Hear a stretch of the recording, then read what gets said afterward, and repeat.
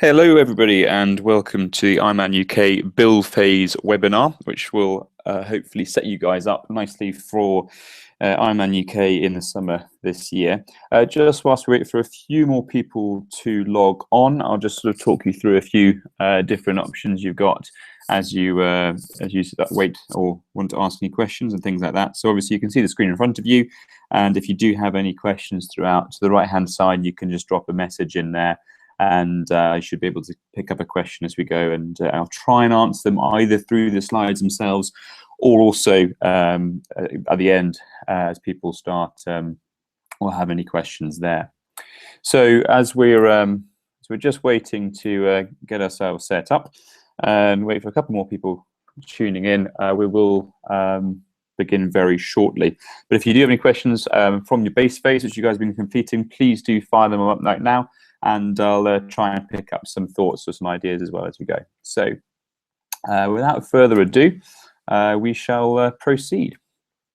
So firstly, welcome to this presentation. What we're looking to try and do is review a little bit about what you have done, and then go forwards into what the build phase is all about, as well as setting yourselves up for the IRONMAN event in the summer. So what we've got to really understand now is that the build phase is definitely a change in where we are going to try and go, and we're looking to really change track in just not only the training themselves, the training purposes. Each of the training sessions will have some real clear focus, and on top of all of that, it's really important you're building on what you have already done. So we will recap a little bit as we spring forwards as well. A few other things which we're looking to try and cover is obviously a reminder of how the TRIplans themselves work. Hopefully you've been following the first phase and you found that useful, but if you haven't, we'll also just go over a few different points to help you guys out, if you like, before starting a build phase. We'll recap over the annual training plan, and then look again to, as I said, what it is you're really looking to try and get out of your build phase. But a couple of things then quickly, just a little bit about Try Training Harder. I'm sure you guys are already aware of that by being here at the moment, but obviously we're here for the training plans themselves and what it is that the training plans have to offer. I'll go into that in a huge amount of detail later on, but if you're following a training plan, you find it quite good or very useful, but you're wanting that human interaction, then of course you can look at having maybe one of the clinic options. So get yourself looked at from a swimming point of view, help the swim mechanics, or even maybe a run clinic at the running mechanics all sorted as well. So you can look at signing up for any of those at any one time. Either drop us an email, we'll let you know when the next one is, or just head over to our website. We've also got the training holidays. We do bring up the training holidays as a possible option for you to look into on the annual training plan, looking into the end of March. So the second half of March is a good option for a training holiday for you, coming out to our base over in Portugal. And this is just because it fits in really well with your overall training season. You get a nice overload week or two, which helps you get some big developments and big changes and improvements, and then carry that forwards for the second part of your training program after that. It also then allows an opportunity for coaches to see how you move, see how you're working, and offer some top tips and advice, which you'd be more than happy with picking up on one of those training experiences in Portugal. Clearly, if you are also wanting anything from a coaching point of view, perhaps that may be a consultation with a coach, just have a bit of a conversation around where and how your training program's developing. Also, if you're wanting just to get a little bit more insight into your training as it's gone so far, because you're following one of our training plans, it's quite easy for a coach to just log in, have a look and see how you're getting on, and give you a hand with the training that you're currently doing, and then give you any feedback straight from it, because we know what the program is. So it doesn't have to be full-on coaching with a monthly package, but of course we can help you there if that's what you're interested in as well. We also a little bit about myself, just so you have that recap. I have been coaching different sports or experience areas, we say, for close to about 15 years now. Triathlon has been a part of my life for about 10. and I've been with Try Training Harder since 2010. I've been racing at age group world championship level, so that would be things like Kona, ITU long course. I usually specialize in long distance racing myself, but I definitely see myself as more a coach out of choice. I absolutely love coaching and enjoy working with lots of different levels of athletes for different goals and ambitions, no matter what they may be. So that's just a little bit about myself and Try Training Harder.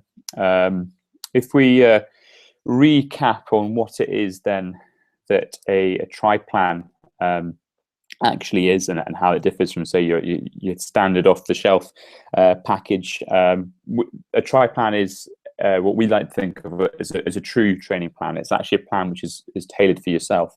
Yes, it is pre-written, and yes, it is available for lots of different people.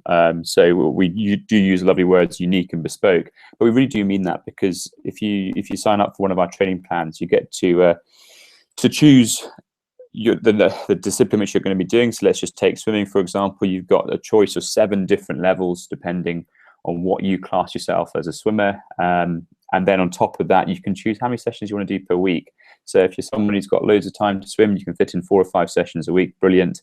However, if you're not someone like that and you're really a bit more time pressed and you can only squeeze a couple of sessions into the pool, then we've got a plan which suits you, which will be still tailored for, say, an Ironman distance event or a sprint distance event as well. So, I mean, just thinking about the types of swim sessions, for example, you've got about 30 different training plan options for each individual level, and you can change it throughout the season as you go from your base phase to your build phase to your competition phase as well. So there's lots of different variety there, and this presentation will help you choose which one's correct for you, but it also will help you choose what the best training package is as well across the different boards, so you can amalgamate them all together. As it says there, you do have that choice between phases, distance of races, and it does fit to your schedule a little bit. It obviously is still pre-written, so you might say, I can't get to the pool on Tuesday, I can get to the pool on Wednesday, but that's then down to you just to tweak. It gives you the basis to set up a training week, and you can rejig that yourself through Training Peaks, which is an online coaching software which we use to host our training plans. So if we cast our mind back to how the successful season of base training has gone, obviously we've had Christmas and New Year, so Happy New Year, and I hope you had a good Christmas or festivities. But let's just cast our mind back a little bit back to what it is that a base phase training program is trying to achieve, because it will help us really understand what we're looking to try and get out of a build phase program as well. So the base phase is all about increasing your duration, your ability to be fit for a longer time, say on the bike, on the run, or anything along those lines. It's trying to help you make you aerobically fitter. It helps you with some routine and consistency, and it's probably the most important thing to think about, actually, as you especially start for an Ironman, which is so far out. It's just getting into that rhythm and routine of having to go off and do your training sessions and fit them in and do them appropriately. We're definitely looking within the base phase, to focus on the areas of weaknesses and try and improve your motor patterning and your movement patterns to allow you to perform at a slightly more efficient manner going into the next phase, and as well as, obviously, as we said, increasing the ability to go for longer. People like to think about the base phase as the base of a pyramid. So the wider you bring that base, the taller the pyramid can be. So the more work you do at base phase, the more you can then build into that pyramid's peak. Hence, you've got some of the names for the other phases coming out of that.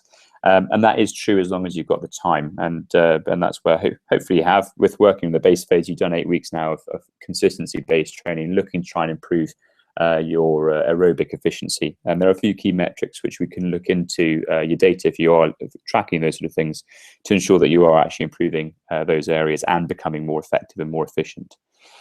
The other option it does give you as well is, because it is so far away, you've got, if you like, slightly lower intensity training sessions. You've got the time to help sort out any administration that you may have.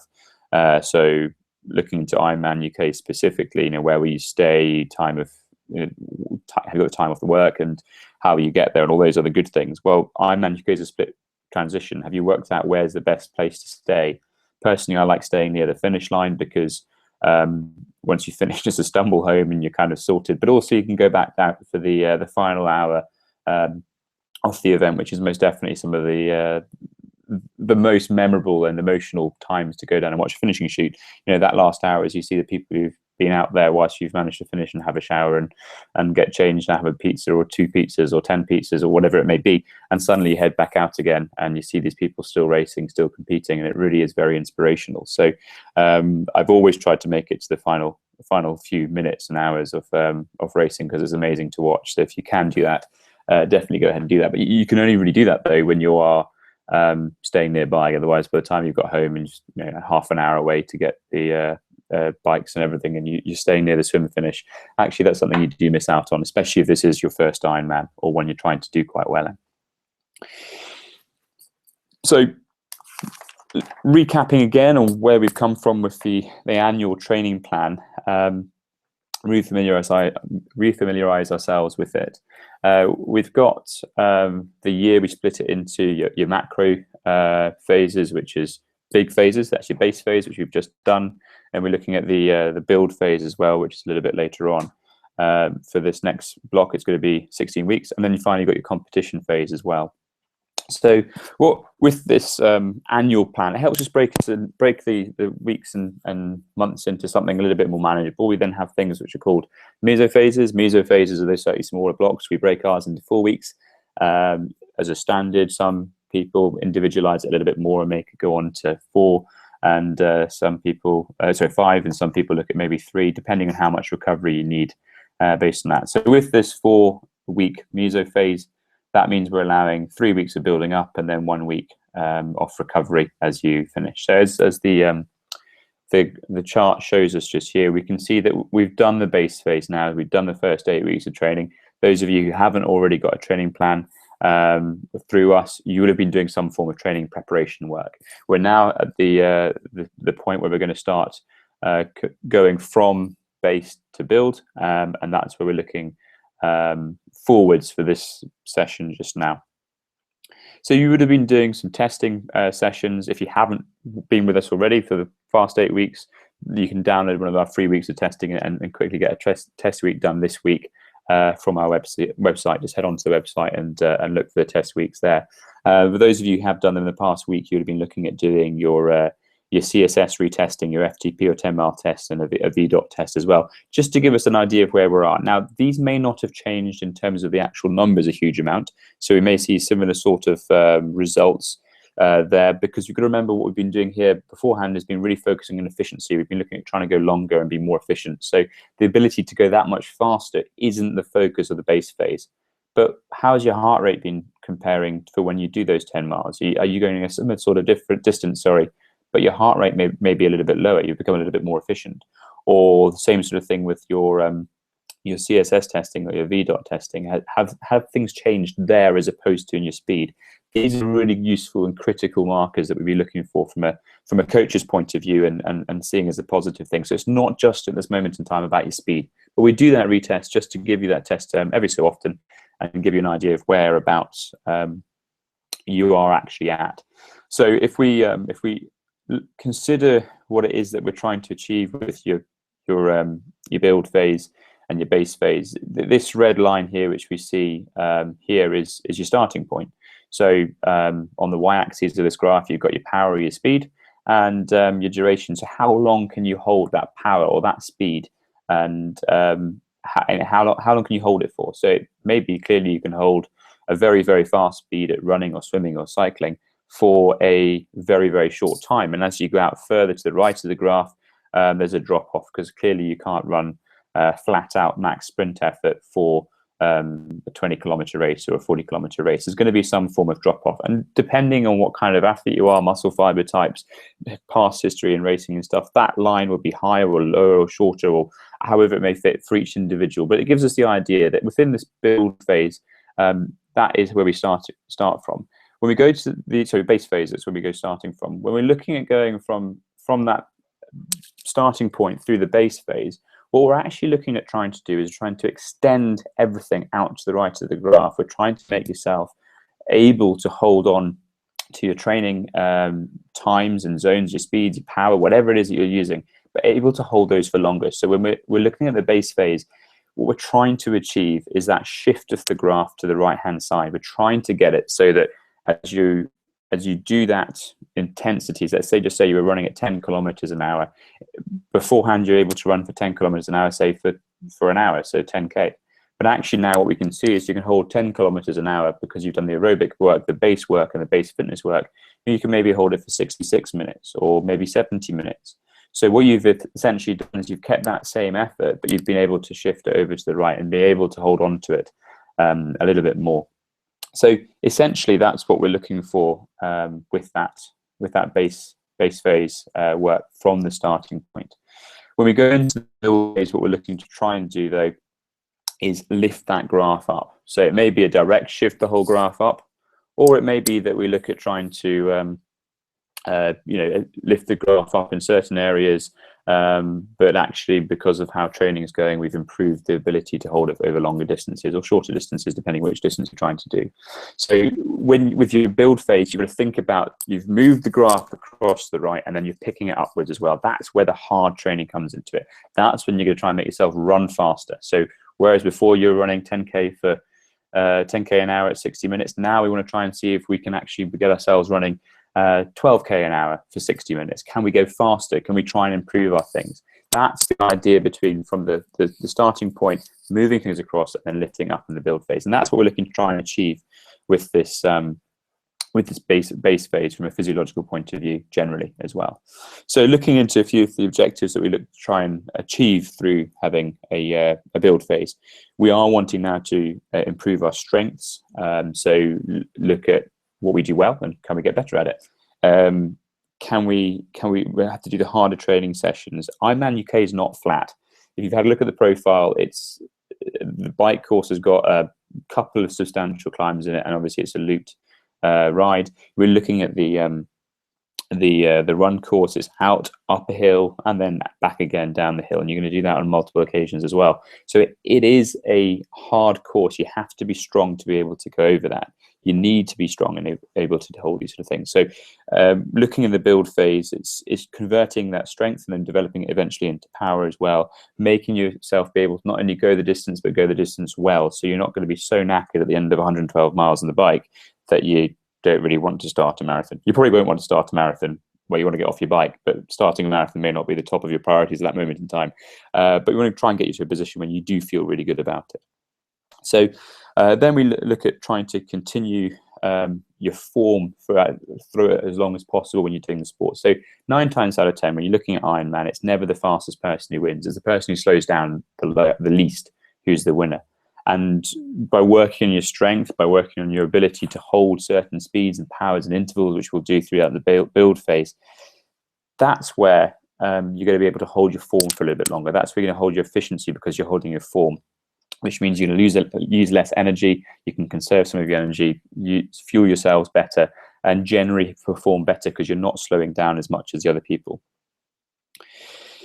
It's also giving you a chance to work on your nutrition. What nutrition are you wanting to use? Are you using the stuff out in the course? If you're not using the stuff out in the course, that's not a problem. But how are you going to be able to supply the food and fuel that you need for yourself to get round?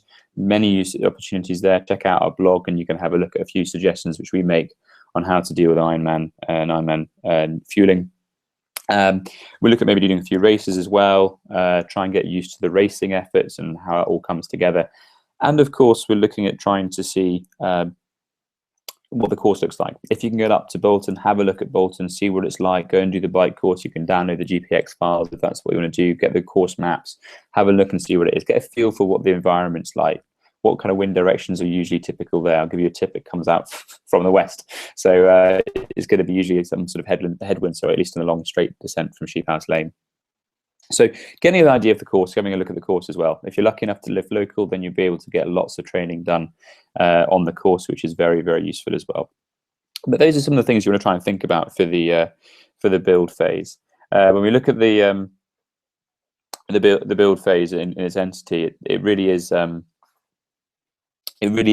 hard bunch of sessions, and it's going to be fun as well. This is kind of where people feel like they really are training. So now looking forward, how are you going to apply the plan? We've put together a short video, put your training plan together, and bear with me, I'm going to try and pass this over to Will's pre-recorded video on how to apply your training plans. So if you've come across our training plans before, you should know how to do this, but this is a little recap for you as well. Hello, today I'm going to show you how to download your TRIplan.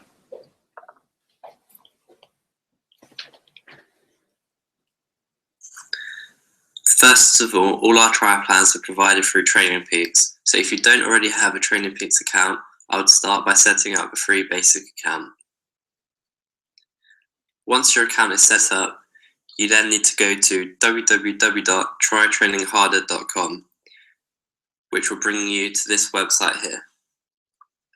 From here, we need to go up to the top and select Coaching, which will bring up a drop-down menu, and we need to select TRIplans from there. This takes us to the TRIplans page, where if we scroll down, we see there's two options, either to set up your plan with a coach assisting you, or to do it yourself. During this video, I'm going to show you how you can do it yourself. So select Get Started below.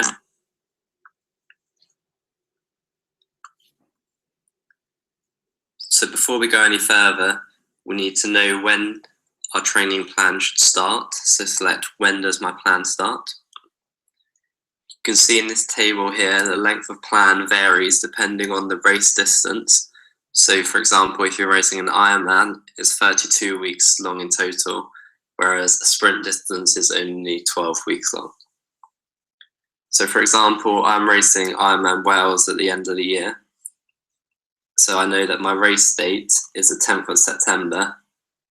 Then to work out when each phase starts, I just need to count back the correct number of weeks to work that out. So it's best to use a calendar to do this. So if I go to 10th of September on the calendar and go to the beginning of that week, so the 4th of September, I need then to count back 8 weeks, including that week, to work out when the competition phase should start. So 1, 2, 3, 4, 5, 6, 7, 8.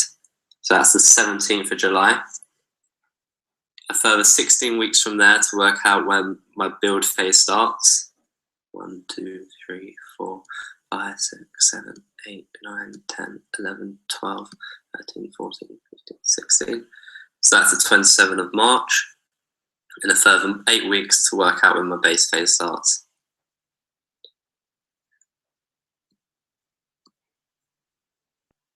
So that is the 30th of January. So once I've made a note of those dates, and then to go back to trytrainingharder.com and go to Find the Plan for Me. So now we just need to fill in these drop-down menus. So select your training phase. We're going to start with the base phase. Select your race distance. So Ironman Wales, so Ironman. Now select which disciplines you'd like the plan for. You can have anything you like. You can just have one discipline. You can have a combination of two, but I'm going to go for all three. Once you select those, they bring up some further questions specific to yourself. It's important when you fill out these, you do what you're currently at. So there's no point saying that you're able to swim 115 to 125 if that was what you were able to do when you're 12, but you may be 30 now. So select what you're able to do now. So how many swim sessions can I fit in per week? For my CSS per 100 meters currently 125 to 135. How many bike sessions a week? 3.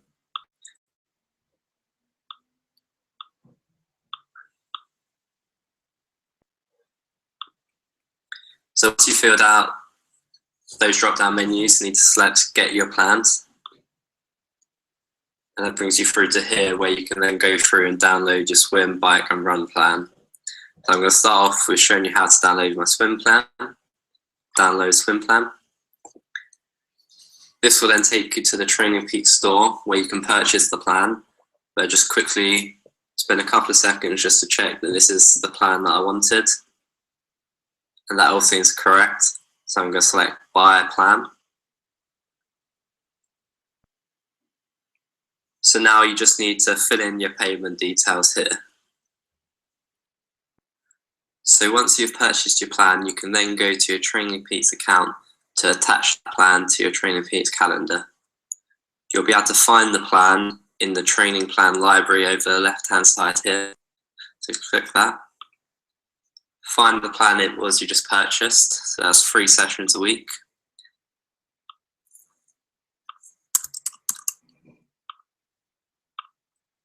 Select the date the phase should start. So we worked that out as the 30th of January. So let's select the 30th of January in the calendar. Select apply, confirm.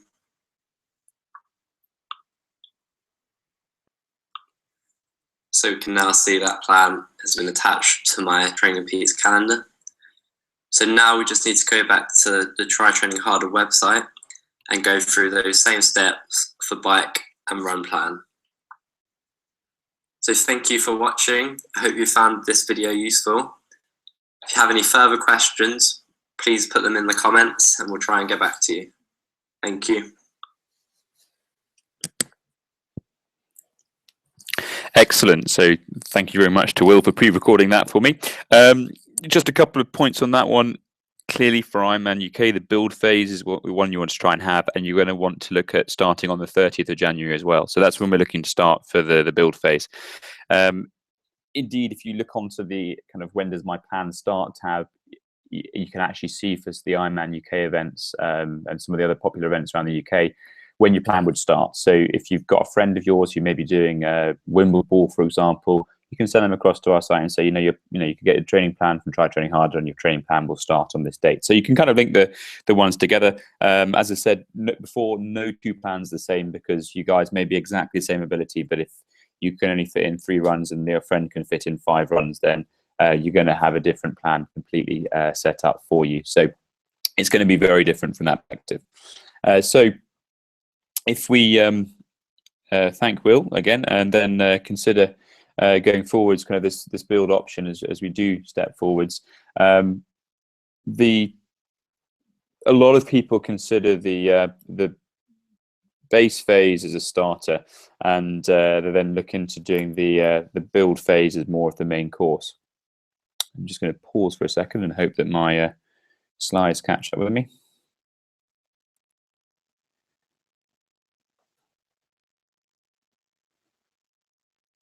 And they seem to have frozen, so bear with me for 2 seconds. There we go. So a lot of people consider, as I said, the starter as the base phase, and then the build is the main course. This is where you're going to get your main substance, if you like, for your training. It's the longest phase you're going to be doing for Ironman, and it's also by far one of the more challenging, but also more interesting ones as well. It's not kind of steady state stuff. There's intervals, there's fun there, hard efforts out there as well. No one comments on a great starter, but you've got to remember a starter sets a tone for the main course. So it's really important to get your base phase correct. And now, when you've done that correctly, you can then start working on the build phase. And this is where you're going to see those leaps of performance. So remember, there we're shifting the whole graph upwards. Whether we looked at before, we said, oh, maybe the test results, you're not seeing that much of improvements. On these ones, you will. It may not be necessarily be in line with some of the sessions which are labeled as test sessions, but it could be you out and do a run and you go, wow, that run felt really easy. It was going through that easy zone, which I was supposed to be doing, but I ran it so much quicker. So you've got to be kind of aware of these things and look at those kind of positives as well, and not get bogged down on, I'm really knackered and maybe I didn't quite perform to the same level as I wanted to do. If you are finding things not quite working, drop us a line. We're here to help. So we can certainly help you. And it could just be there's a few other things going on. We can try and help you work your way through that one. But generally speaking, you should be seeing some improvements throughout the whole of this 16-week phase. It isn't easy. It is hard. We aren't really going to apologize for that. You signed up for an Ironman. You kind of knew that it was going to be hard when you signed up for it. So have fun. It's definitely going to be a fun journey. I like to talk about Ironman training as there's a point in it when you reach what is sort of Ironman fitness. And what that means is you've got no real recollection of what a normal fitness effort or session is. So you're going along, you're doing a training session, and you suddenly realize you've just turned out 95k or 120k, which is a half Ironman distance, then just gone and done a run off the back of it for an hour or something like that. And you've kind of sat there, done most of a half Ironman as part of a hard block of training or weekend, and you sit there kind of looking at yourself going, that's just not really normal. That's not it's not a normal thing for anybody to be doing it. Here I am, I've just gone and done it. So you'll start reaching that point, be it swimming or cycling or running, and you suddenly realize that you really have made some massive leaps compared to where you were to begin with. It's also really important that you listen to what your body is telling you. Niggles, pain, etc. They're just little bits of information. It may be that something is not quite right. Something doesn't feel right. You'll know your body really well, and only you will know your body really well. So you have to be able to make that call on whether or not that's a niggle, which is a bad niggle, and you need to go and see a specialist, be it a physiotherapist or someone along those lines. Our coach athletes have got access to the physio, which we work with 24/7. They can access and say, "What this niggle is? It serious?" So it's an opportunity for you to try and see if you can sort out anything or address it when it is just a niggle. If it's a small little kind of slight that doesn't feel good, and it ends up being a massive injury later on because you ignored it and you tried to push on, that's bad admin, and you've really let yourself down there from a training point of view, because your body will give you that information well before it becomes a problem. So try and be in tune with what your body needs, and listen to it. You know, it just might be a bit of rolling, bit of stretching which is needed, nothing more than that. Really take the time now to sort out your nutrition. You're going to do lots of hard training sessions. You're going to need nutrition, both fueling before each session and fueling afterwards as well. So take your time to really work out what it is that your body needs. Again, we've got blogs and articles on this on our website. Do drop us an email, and we can give you a hand with making sure you're happy with what those nutrition things should be and how you're going to be working through the event. But make sure your baseline nutrition is good as well. So make sure you are fueling after training sessions, before training sessions. You're getting the right doses and quantities as well. It's also a chance to practice some races. You've got the opportunity of doing some tail end races towards the end of either the build phase or beginning of the competition phase. Practice, see what it's like to do in a half Ironman or Olympic distance, get yourself back into the routine. I've had athletes who've been caught with penalties and things when they should never be caught with penalties. The helmet violation because they took the helmet off too soon, because they just weren't really thinking race mode. They were just sort of thinking, I don't know what they were thinking, but it's an opportunity to try and practice through certain aspects of it. It might be really trying to get a negative split on the run. It might be trying to get your nutrition right. It might be just trying to keep your variability really low in the bike and just holding a steady effort. So whatever it is, the races in the lead up into it are definitely practice sessions, and they're not indications of how you're going to be doing for an Ironman, because you're training for an Ironman. It's a very different intensity you have to focus on. So use the build phase as much as you possibly can and enjoy it. It will be a lot of fun. As far as we've done for here, that's sort of my spiel finished now. If you do have any questions, now's a good time to ping them up on the side there if you've got any questions, or indeed if you've got any thoughts, you can always email us going forwards. Just bringing that back again. So do ask us any questions if you've got any questions. Next steps for you guys now: download your training plan. If you've got it right, sort out your testing if you haven't, and then pick it up. It starts on the 30th of January, so you can apply that for whenever you'd like to. Log in Training Peaks account, set it up and go. Just keep on training and have a lot of fun as you go. If you've got any questions, just drop an email to coaching@trytrainingharder.com, and we'll definitely be able to help you. I don't see any immediate questions, which I don't think I've covered already through this session. So if you've got any other ones, just drop them there and I'll pick them up as we go. Otherwise, if you do want to join me again on the 15th of May, we'll talk about the competition phase and really look at specifically the course itself at Ironman UK, what you're looking to try and do when you're out there, and have a good laugh. So in the meantime, if you want anything else from us, drop us an email, and we can either set up a chat or help you out. In the meantime, have a great time, enjoy the next phase of training, and best of luck. Enjoy it. Thank you very much.